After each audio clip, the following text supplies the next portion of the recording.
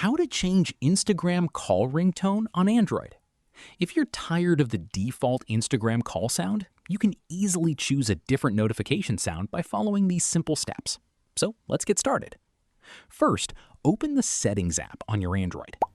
Next, tap Notifications, then select Advanced Settings. Scroll down and make sure Manage Notification Categories for each app is turned on. If it's already enabled, you can move on to the next step. Now, go back to Notifications, then select App Notifications. Find and tap Instagram from the list of apps. Here, look for Video Calls or Calls and tap on it. Now, tap Sound and choose the ringtone or notification sound you want to use for Instagram calls. Once you've selected your preferred sound, changes will be saved automatically. And that's it. You've successfully changed the Instagram call ringtone on Android. If this tutorial helped you, don't forget to like, subscribe, and turn on notifications for more easy tech tutorials.